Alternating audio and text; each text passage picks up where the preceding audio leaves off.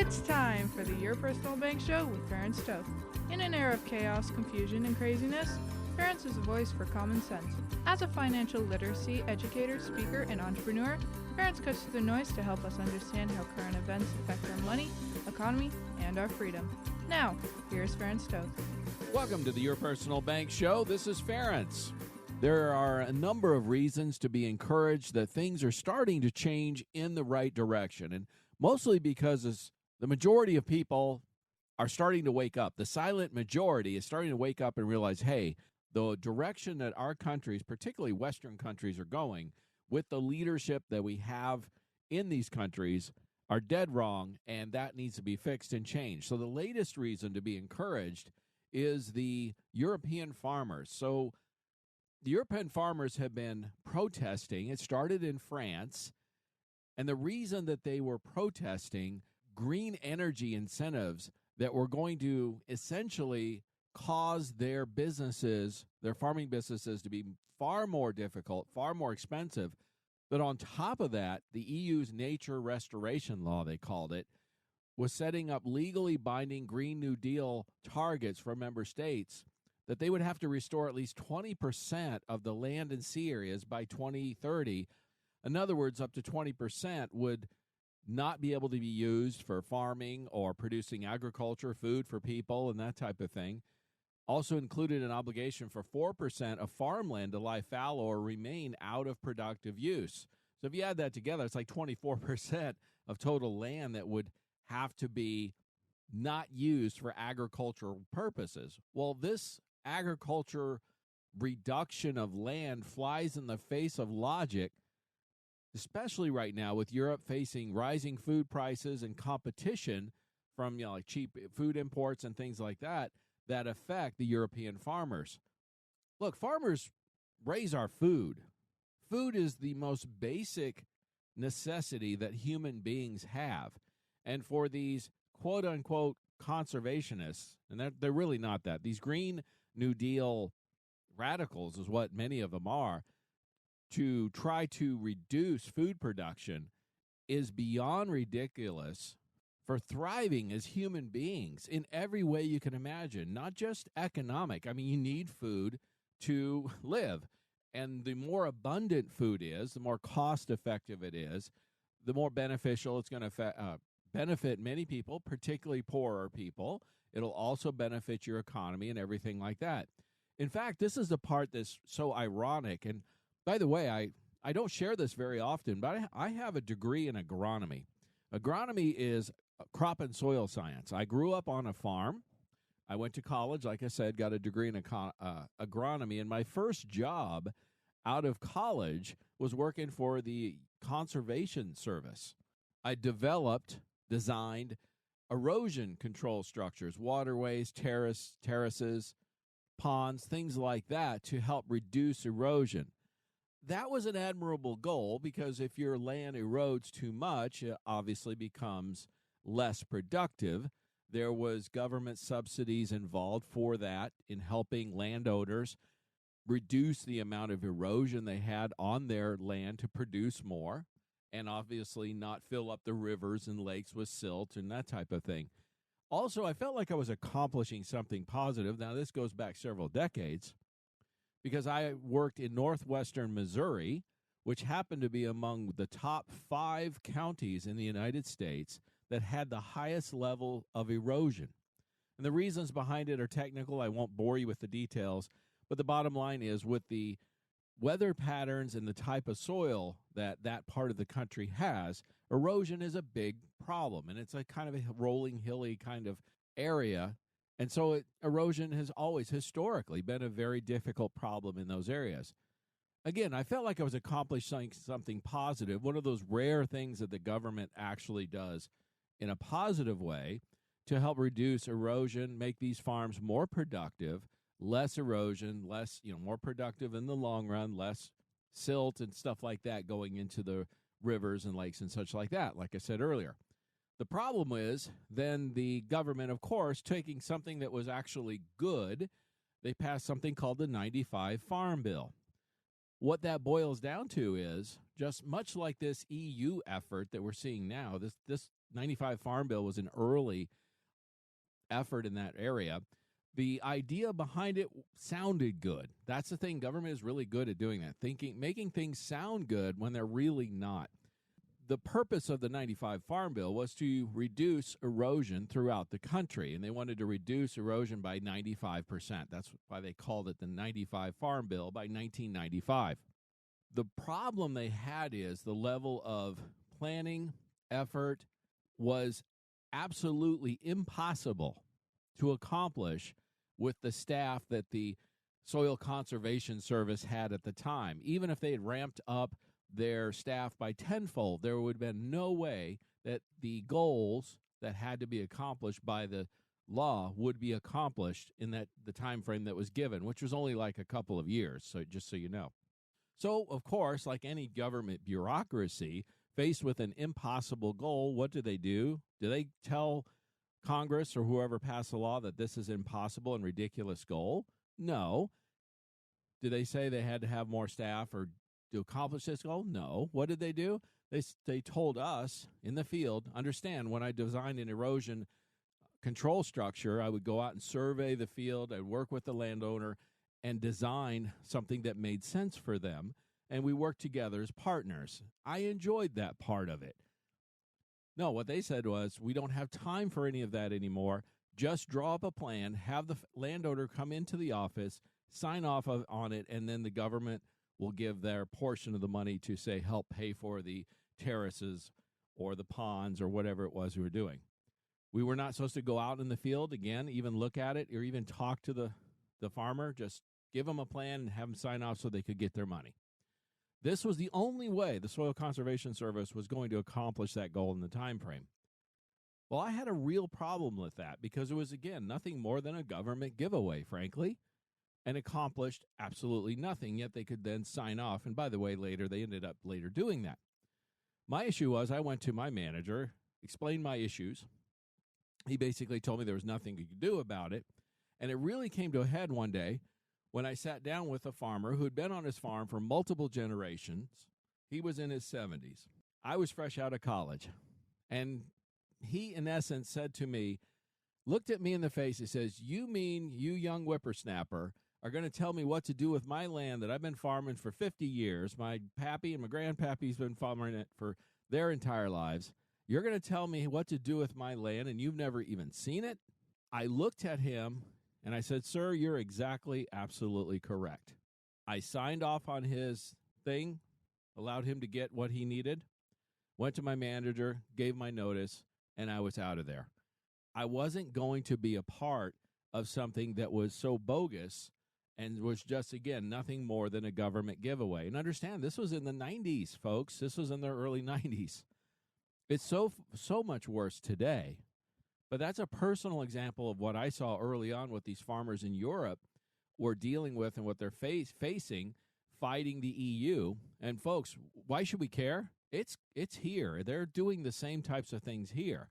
Now, here's the encouraging part.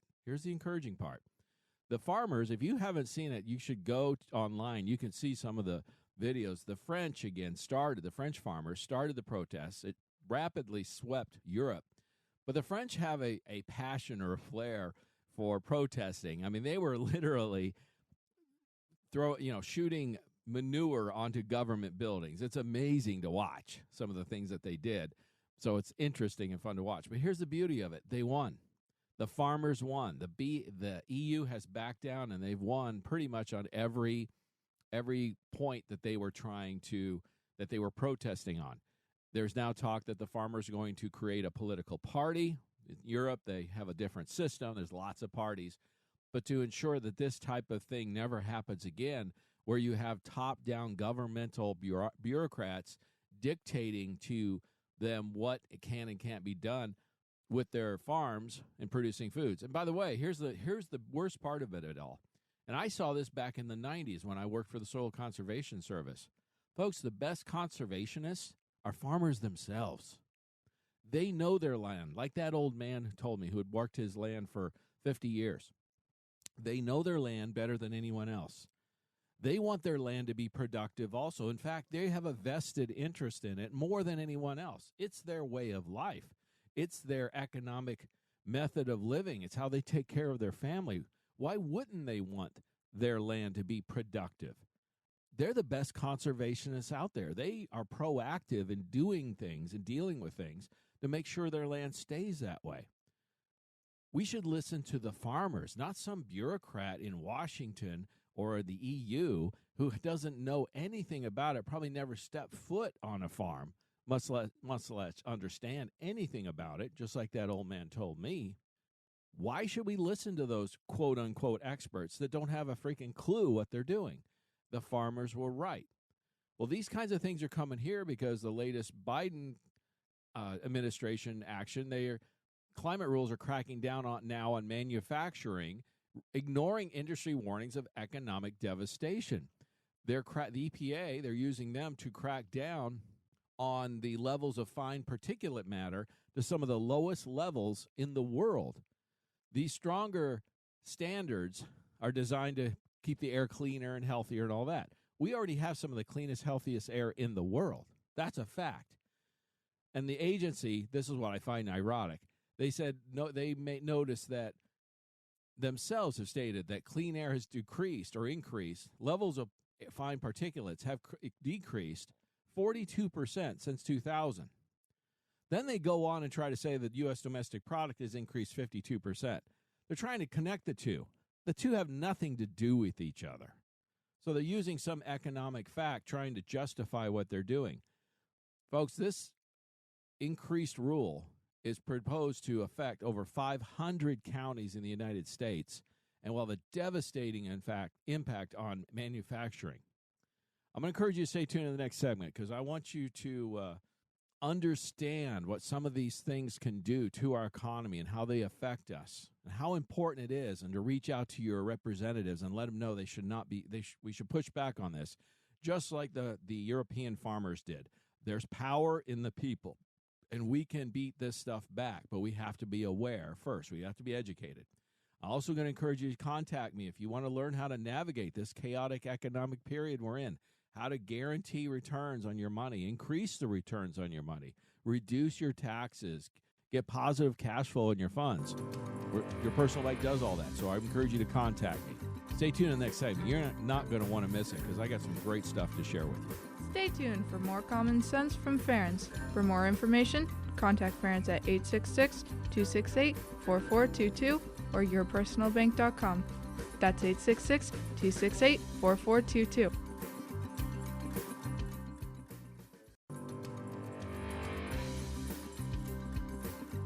Welcome back to the Your Personal Bank Show with Ference Toth.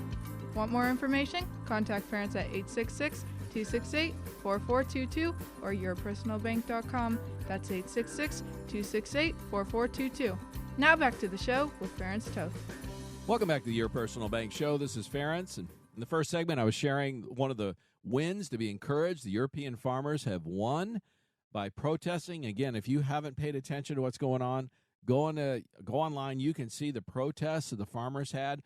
It is awesome. And that shows us that's a lesson to be learned. There's power in the people. There's power in protesting and standing up for your rights.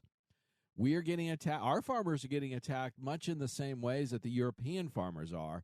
So hopefully we start to see some pushback in that area also. Well, the latest thing that the Biden administration is pushing on us is these reducing fine particulate matter to a level that's far below anything that industry states will be beneficial.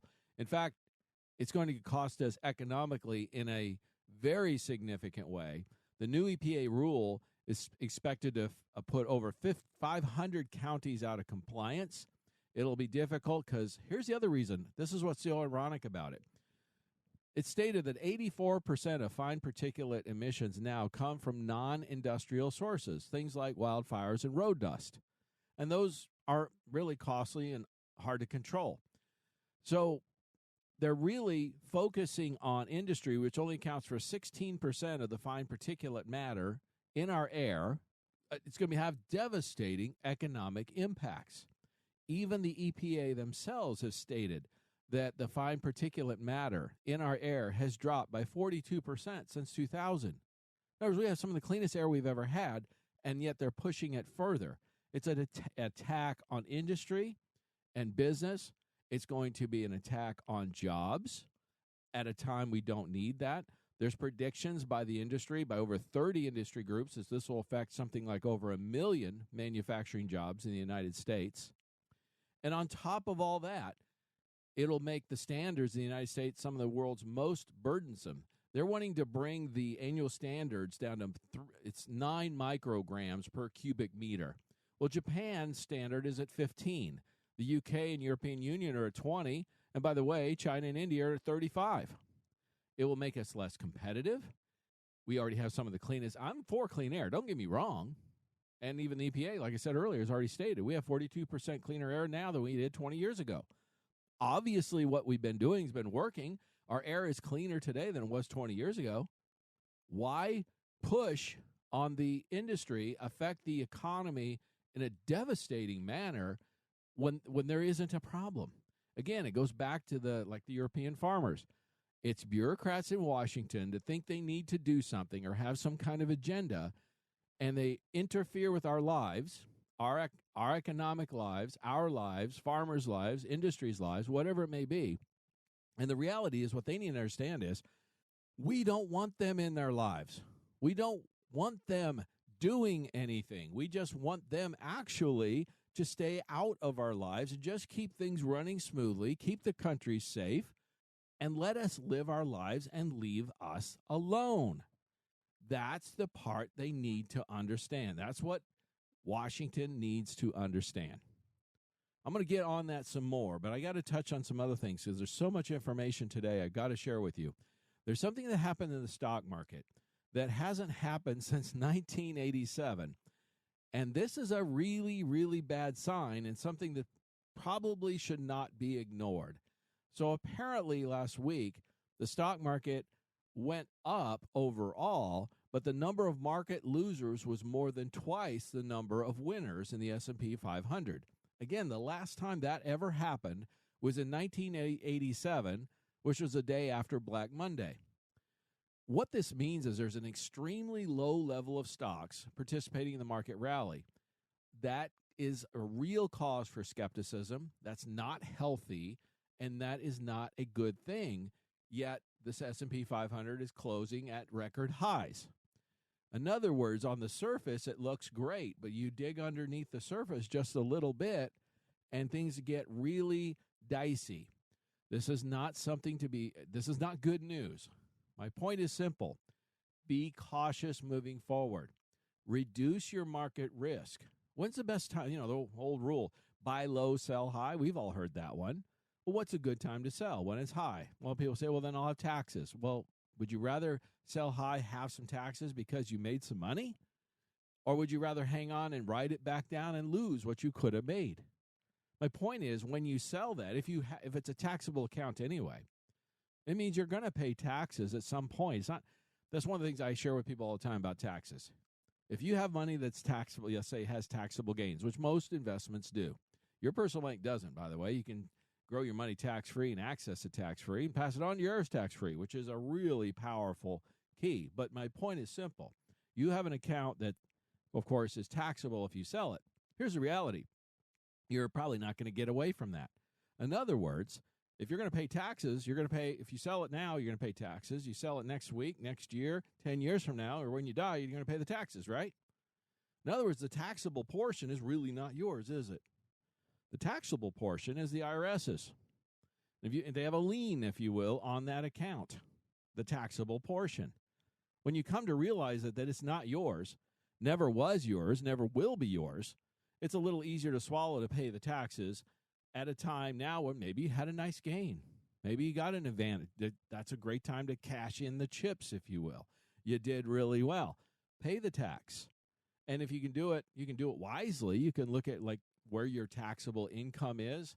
You can do a certain portion of it, say this year, maybe some at another point. My point is simple, is you can be strategic or proactive about how much you pay in tax on that gain. In other words, would you rather be proactive or would you rather be reactive? Again, the tax is going to be due at the point you sell that account. You sell that whatever that is, that stock, that position, that account, whatever it is. Why not be a little proactive with it? And I'm not necessarily saying sell all of it. I'm stating make a strategic decision to sell a portion of it, a portion that makes sense. You made a nice gain. That's great. Awesome. If you happen to be one of the winners, not one of the losers, obviously, and take your winnings and go. It's what they do in Vegas. That's what wise gamblers do in Vegas, right? They peel off some of their winnings because you don't want to keep them on the table, so to speak, to continue to be subject to risk to potentially lose, right? In other words, we all understand if you had to pay 20% in tax or 30% in tax, let's say, if you sold a position, we all understand, and you've made a really good gain, nice gain on it, we all understand that amount could be lost in taxes in the next few weeks or months. That's or the next year. That's all a very realistic situation. So you need to understand that. Here's another reason why I say might be a good time to take your winnings, cash in your chips on some of those winnings. Yes, I understand there's potential tax on it, but be strategic about it. And I can help you with that. If you want to contact me, yourpersonalbank.com, and help you determine what's a strategic amount for you and keep your taxes at a minimum, right? Again, be strategic, be proactive, not reactive. If you don't have a plan, I assure you the IRS has one for you. But here's some other data that should cause you at least some concern to be cautious. New data has come out showing credit card delinquencies have increased 53% since 2023. Loan balances have also continued to rise, increasing over 9% on credit cards since 2023. Layoffs in the last month have increased 136%. I've discussed this. There's been a number of articles on this that companies are increasing their layoffs because they're concerned about a soft economy or a recession. The job growth for the private sector payrolls for January was 35% lower than December. In other words, a lot of the numbers we're seeing on employment and stuff, unfortunately, have to do with a lot of this government spending. A lot of the government spending is propping up the numbers. And the bottom line is overall real wages. And this is important to understand because this has a true impact on the economy. 2/3 of the economy, of GDP, I should say, is consumer spending. Well, overall real wages since Biden took office has now decreased 3.4%. Wages have gone up, yes, but inflation has gone up more, which means people have lost 3.4% of their buying power over the last 3 years, which historically is an absolutely unequivocally awful number. There's nothing good about that number. You look at it historically, it is bad. My point is, proceed with caution, and more so than ever, I'm trying to help people understand it's better to be proactive than reactive. Look at it, see what makes sense, peel off some of those winnings. If you're fortunate to have those, I know many people that do, and it's a human nature thing. It's like Vegas lives off of this, folks. And the stock market in many ways operates under the same mentality. It deals with human behaviors of fear and greed. Greed is a powerful motivator, and you get on the table or you get in the stock market and you're making money and it's growing, and it's hard to walk away when you're making money and it's growing, not realizing what's another saying we always hear is what pigs get fed and hogs get slaughtered. In other words, you stay in the game too long. You stay in long enough. Vegas has a statement. If you can win sometimes, but if you play the game long enough, they will get their share. Wall Street has some of that kind of same sayings, unfortunately. Now, I'm not saying the stock market's a bad investment in the long run. Don't get me wrong. Don't misunderstand me. But what I am saying is we are at all-time highs. We have a very thinly traded market in terms of there are few companies doing well, many are not, and there's a lot of reason for skepticism for this rally to continue. What better time than could the markets go up from here, from where they're at now? Certainly. That absolutely can happen. Can they go down from here? Certainly. What you have to do, it's a risk assessment, folks. Any business owner understands this. Business owners don't take crazy risks. They take strategic risks. Investors, wise investors, do the same thing. You're at the high end of the range, and we're at all-time highs with the S&P 500 and et cetera. The risk is far greater and far more potential downside at that point than to the upside. Would you be upset if you missed out on the last 10% of the upside, let's say, but then avoided a 20% or more downside correction or recession even? The smart investor understands that, looks at that risk, takes the chips off the table when it makes sense like that, and then you can re-engage in the game, so to speak, when everything is corrected. Look, the market's not going to go up forever. I've had folks ask me this question all the time. What do you think is going to happen? It's at all-time highs, could go up from here, could go down from here. The reality is it's going to go back down. It's just a matter of when and how much, no one knows. But it will go back down. Just look at history. So don't get caught up in all that is what I'm trying to say. And it's easy to do that. That emotion of greed is so powerful. Wall Street lives off of it. So does Vegas. Don't get caught up in that same thing. Contact me at yourpersonalbank.com for more information. I can show you how to strategically divest some of that, create a tax-free bucket of money, diversify, guaranteed, and then when the market readjusts and you want to re-engage, the money's liquid and available to do so. Stay tuned to the next segment. I'm going to share some more great information, so you definitely don't want to miss this.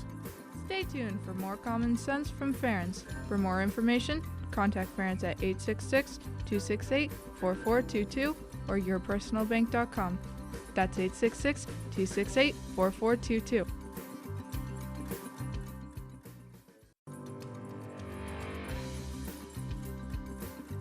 Welcome back to the Your Personal Bank Show with Ference Toth. Want more information? Contact Ference at 866-268-4422 or yourpersonalbank.com. That's 866-268-4422. Now back to the show with Ference Toth. Welcome back to the Your Personal Bank Show. This is Ference. So I'm going to give you a stat here, and I'm going to give you something to chew on.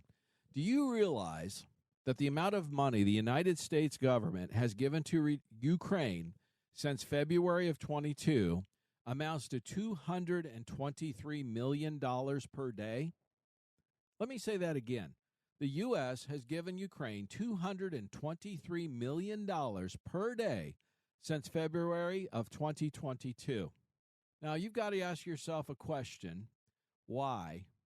You also have to look at what is going on to understand why is our federal government so adamant about making Ukraine the primary focus and funding that they've been doing for so many things.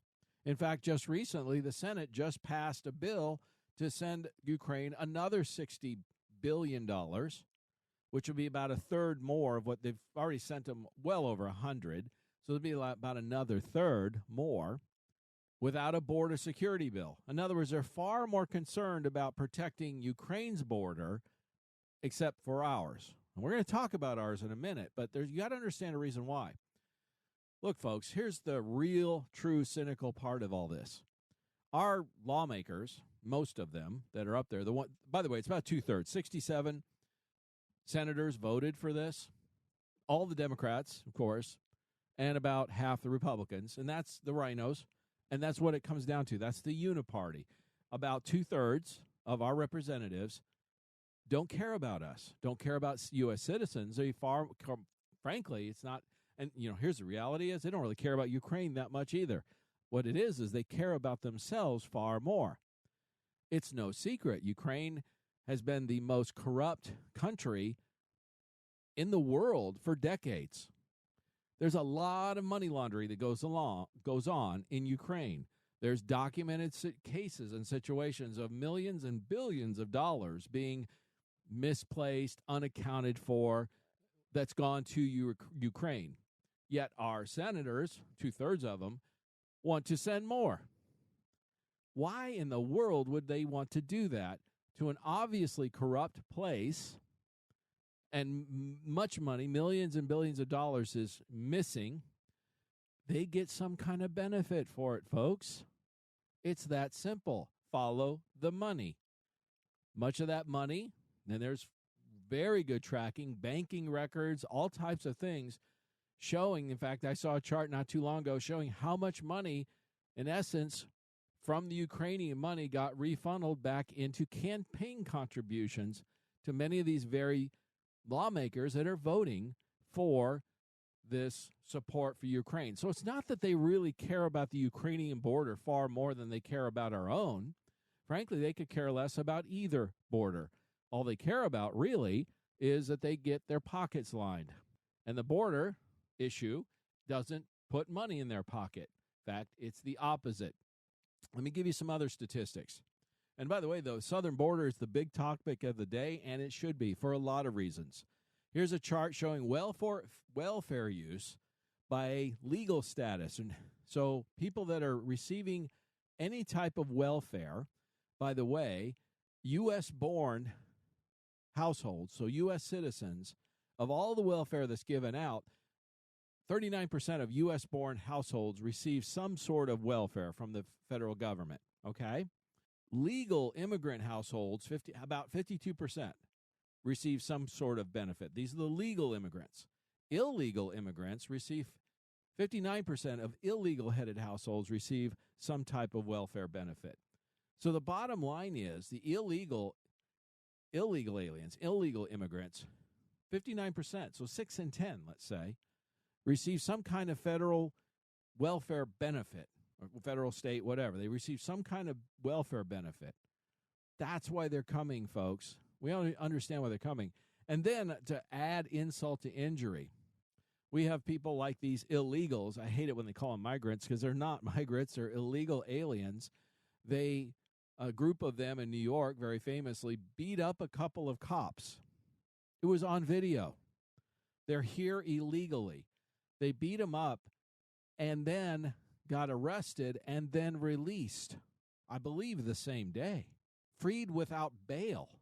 What kind, and this is in New York City, granted, but what kind of country do we live in where an illegal, they're a criminal already because they broke our laws crossing our border, then they get caught on film beating up a cop. My gosh, if you or I did that, we'd be rotting in jail right now, wouldn't we?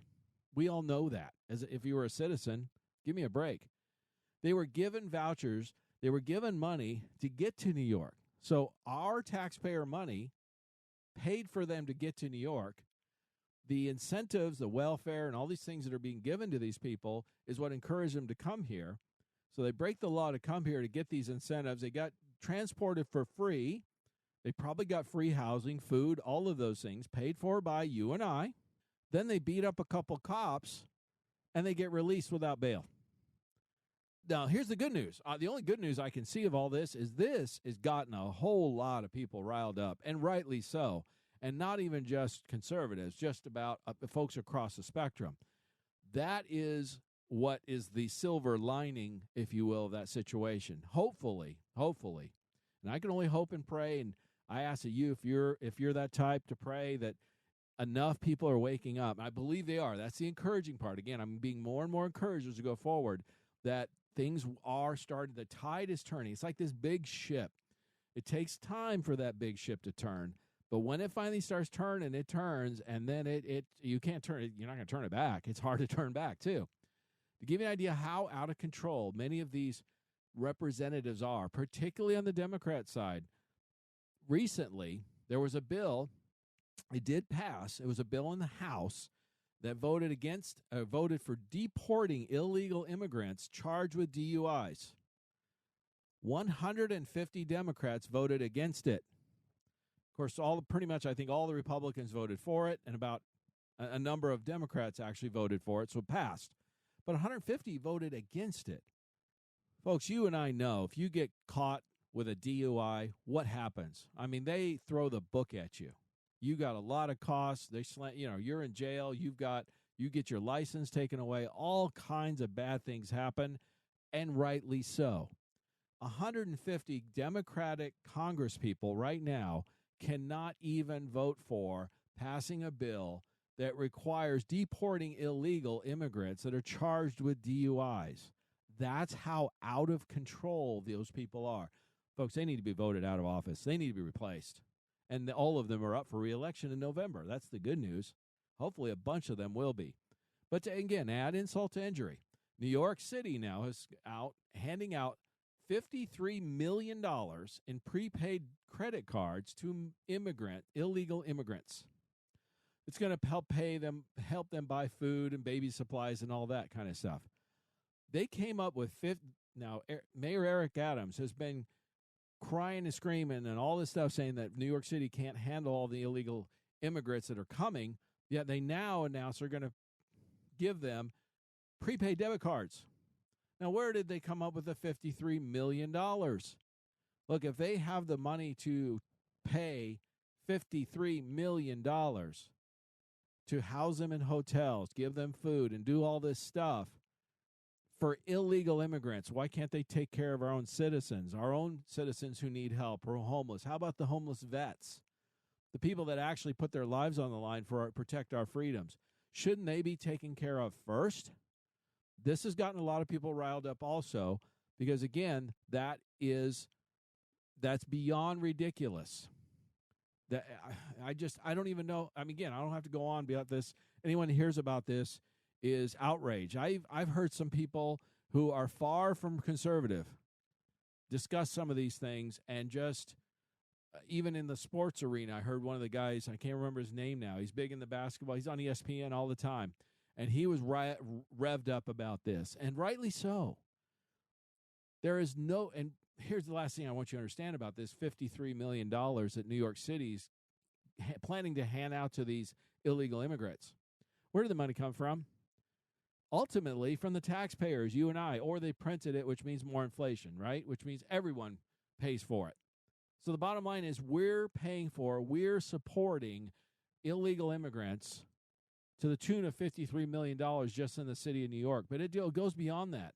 Washington State diverted $340 million in federal COVID funds to illegal immigrants, and then including $1,000 checks. And they've been doing this since 2020, folks. Apparently, it ran out recently because they ran out of money. Where did those COVID funds come from? Now, they were supposedly to take care of small businesses and people who lost their jobs and all those kinds of things, citizens, right? But it turns out $340 million from the state of Washington ended up in illegal immigrants' hands. And where did the money come from originally? Taxpayers, you and I. It's federal money that was given to them. So we helped pay for a bunch of illegal immigrants in the state of Washington. Are you getting tired of our current leadership yet? Are you getting tired of the direction they're taking us? I'll give you another one. Elon Musk stated this. A few other things many people don't know. Illegals in America now can get bank loans, mortgages, insurance, driver's license, free health care in California and New York, and in-state college tuition. His point is simple. What's the point of being a citizen if an illegal gets all the benefits but doesn't pay taxes or have to do jury duty? He's right. And if you don't believe him, here's a brochure from the University of California pointing out that they call it undocumented students. They're illegal immigrants. They have status to qualify for many forms of financial aid, including exemption from non-resident tuition, which means they're eligible for in-state tuition, along with Cal grants, UC grants, and scholarships, and private scholarships. In other words, you can cross the border illegally, never could have contributed to this country in one way whatsoever, get paid, get free travel, housing, food, whatever, free health care in California and New York, and, oh, guess what? Let's throw on free college education. If you went to college, did you get free college education? You might have if you had a scholarship or a grant or something, but most of us had to at least pay for some, if not all of it. I got some scholarships, but I had to pay for the rest. I also served in the military to help cover for the cost of college. So I was fortunate that I graduated without any debt, but I served 3 years in the U.S. military to do that. I think that's a fair trade. I don't think somebody should be able to hop the border, come over here illegally, and get free college. I'm sorry. I have a problem with that, and I hope you do too. And I hope you vote accordingly. We have to get rid of these people that have ridiculous agendas. I'm going to encourage you to stay tuned in the last segment here because I'm going to discuss the reasons why. Again, you need to understand why so you understand how it affects you, your economy, your money, all of us. So don't miss it. Stay tuned for more common sense from Ference. For more information, contact Ference at 866-268-4422 or yourpersonalbank.com. That's 866-268-4422.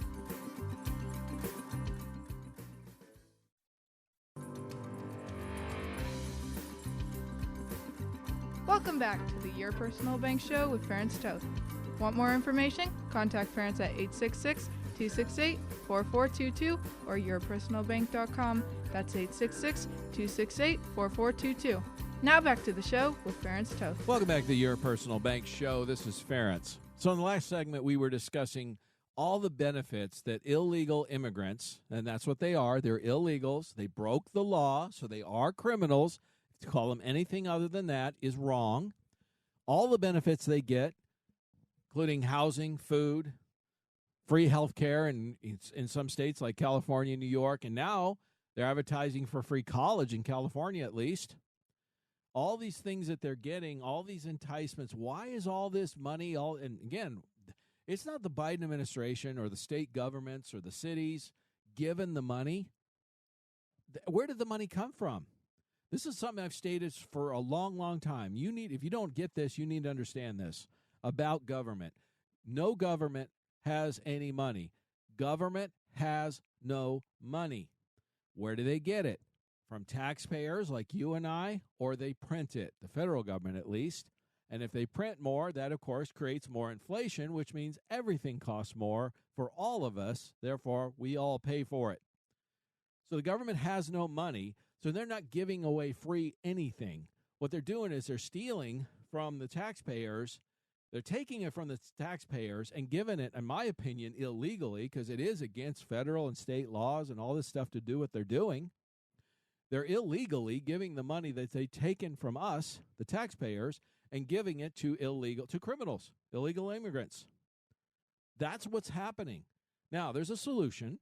Vote these people out. City, state, local, federal, you name it. If you have a representative or representatives in various levels of government that support this stuff, that support taking your tax dollars and or printing more to give it to illegals, so therefore we all have to pay more, and we as citizens don't get these benefits, the illegals do, then vote them out. I stated this on a previous show. What if the House of Representatives is a great example. They're all up for re-election every 2 years. This November, 435 representatives are up for re-election. As I stated earlier, 150 of the Democrats could not even vote for deporting illegal immigrants that were charged with DUIs. By the way, if you've had a DUI, that means you could have killed somebody. They couldn't even support that. Those folks need to be replaced. Period. All of them. What if we did that as the American people, as U.S. citizens? I don't care what side of the spectrum you are politically, but what kind of message would that send? That would be awesome. That would be more than a shot across the bow. One thing politicians listen to is any threat to their jobs, right? That's what they listen to. We need to send a shot heard around the world, a 1776 freedom-type moment, to wake them up once and for all and let them know they work for us, not the other way around. They're there to represent us. I don't care if you are on a city council, a school board, a state assembly member, or U.S. Congress. It doesn't matter. You work for us, the people, the citizens, not your own agenda. That's the message they need. They also need to know they need to stay out of our lives, limit their impact on our lives, and allow us to just leave us alone. Let us live our lives. And if they refuse to do that, replace them. It gets worse, folks. Not only like Elon Musk stated, he said here that Biden's opened the border floodgates so Democrats can stay in power. That is it. They've talked about this repeatedly. As he said, 1, get as many illegals in the country as possible. 2, legalize them to create a permanent majority or a one-party state because they believe a majority of them will vote for them. It's that simple. That's why they're encouraging so much illegal immigration. Why can 150 Democrats not vote for deporting illegal immigrants that have been charged with DUIs? Because they would be deporting the future votes, in their opinion. It's that simple. That's why they won't go after these people. That's why they won't send them back. None of it. It needs to happen, folks. It needs to happen. And you don't believe me?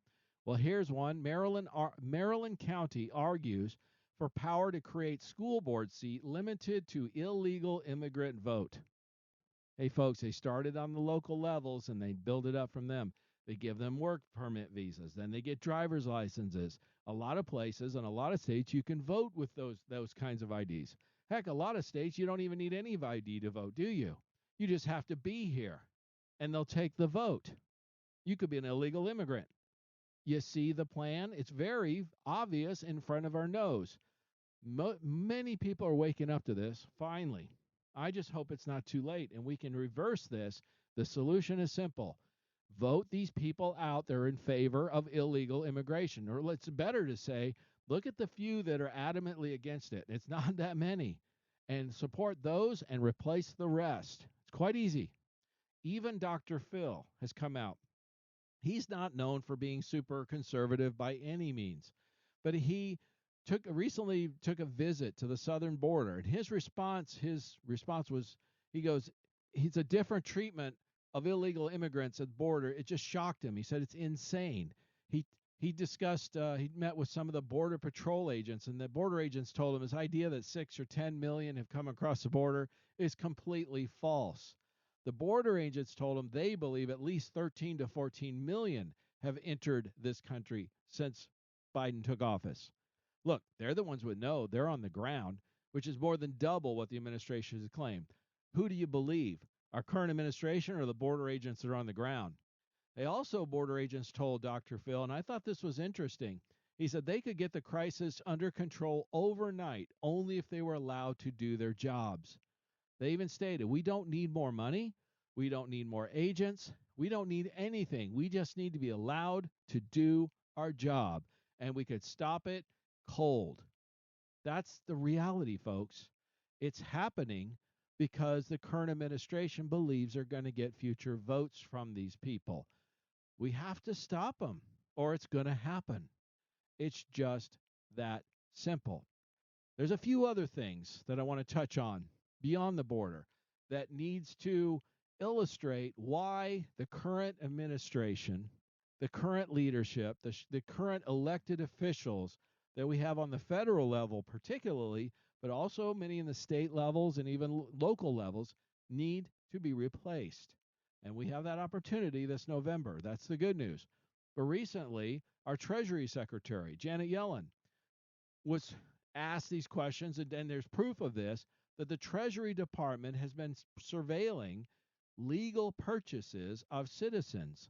And how they were doing this is they were flagging various transactions that included terms like MAGA, Trump, religious texts, statements from the Bible. They also had keywords such as Dick's Sporting Goods, Cabela's, Bass Pro Shops, etc. If you've purchased anything in those types of stores or online in the last couple of years, the reality is the Treasury Department probably has a list. You're probably on a list. So if you their extremism indicator includes purchases of books like the Bible, or if you purchased ammunition or guns or whatever through a number of the sporting goods stores, you're on a list from the Treasury Department. Is it the job of our federal government to be tracking citizens' legal purchases of guns, firearms, and Bibles? I think not. That is beyond illegal. That is beyond right to privacy. It's unconstitutional on every level, yet they are doing it. We're not going to get the current people in those positions of power to stop. They're ideologues. This is their agenda. They have their reprobates, in my opinion. You're not going to convert them. The only thing we can do is replace them, and to replace them, we have to change the administration. Put somebody in charge that's not going to hire administrators and bureaucrats that are going to track you when you buy a gun or buy a fishing rod at Bass Pro Shop or a Bible at the local Christian store or online. Folks, that's ridiculous. I'm sorry. It's ridiculous. But let me give you a few other ridiculous reasons why the current administration needs to be replaced. And here's one that could literally be life-threatening. Here is a current job listing for an air traffic controller on the FAA's website. Look, if you don't believe this, just look it up. They are advertising job listings for air traffic controllers that can have an intellectual disability or have history of seizures. That's okay. Do you want the people that are directing the planes, the airplanes in the sky, their sole job is to make sure two planes don't run into each other? Because let's face it, when two planes run into each other, really bad stuff happens. People die. Do you want that person to have a seizure potentially because they've had a history of that, or they have an intellectual disability? I'm sorry, folks, that's going to get people killed. But that's the agenda that our current administration is taking, and you need to be aware of it. Now, I'm going to finish with some things, some solutions, and if this just seems crazy to you, I hope this wakes you up. But this is something you need to understand. This is the trademark of Marxism. This will help you understand, because these folks are Marxists. Marxists lie, and they lie so overtly and blatantly that people begin to question their own perceptions. This is in the Karl Marx, in the book of Marx. It works because no one expects another person to lie so overtly.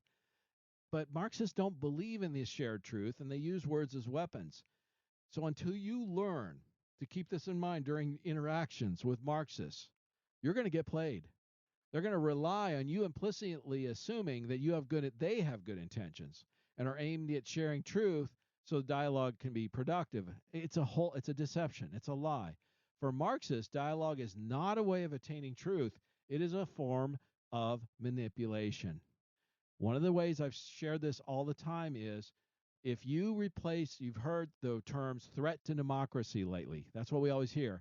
Trade that out with threat to our oligarchy or threat to our control, and suddenly everything they say starts to make sense.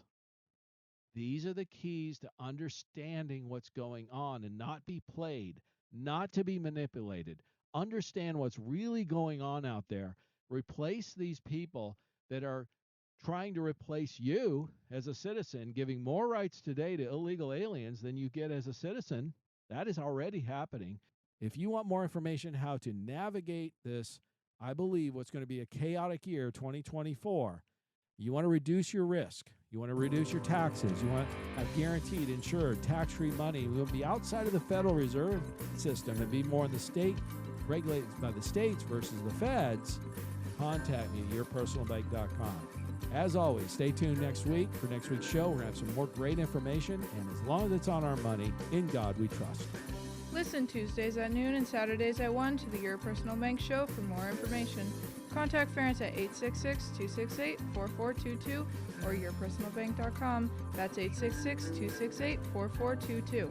This show is designed to provide accurate and authoritative information. The presenter and guests of this program do not engage in legal, accounting, or tax advice. Professional advice regarding your situation should be sought if required. Some products discussed may have limitations and not be available in all states. Excessive unpaid loans may affect performance. Distributions may become taxable if not managed properly. Replacements may not be suitable for everyone. There may be charges when replacing coverage. Dividend rates and bank line of credit rates may change. For current rates, contact Ference at 866-268-4422 or yourpersonalbank.com. Again, that's 866-268-4422 or yourpersonalbank.com.